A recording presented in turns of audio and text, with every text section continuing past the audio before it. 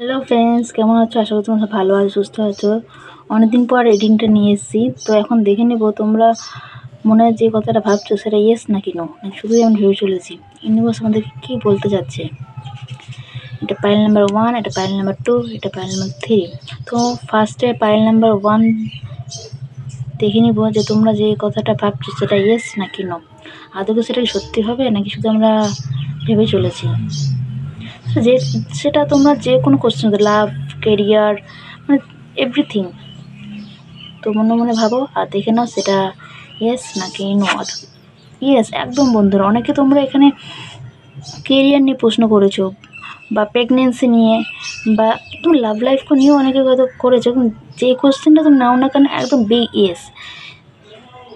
তো ইউনিভার্স আমাদের এত সুন্দর একটা মেসেজ দিল, তো প্লিজ তোমরা ক্লেম করতে ভুলো না।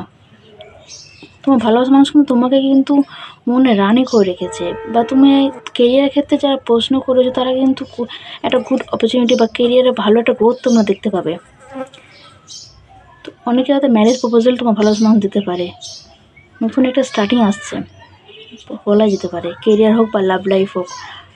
তো এখন দেখে নেব যে সেকেন্ড পাইল যারা চয়েস করেছো, মনে হয় যে কথাটা ভাবছো সেটা ইয়েস নাকি নো, সেটা কি ইয়েস নাকি নো। বন্ধুরা, তোমার লাভ লাইফ হোক বা কেরিয়ার বা যে কোনো কোশ্চেন নিয়ে না থাকো না কেন, নো, কারণ পরিস্থিতি একদম ঠিক না। তো যেটা তোমরা ভাবছো সেটা কিন্তু একদমই নো।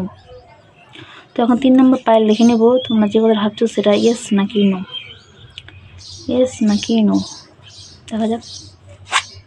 ওয়াও বন্ধুরা, একদম ইয়েস।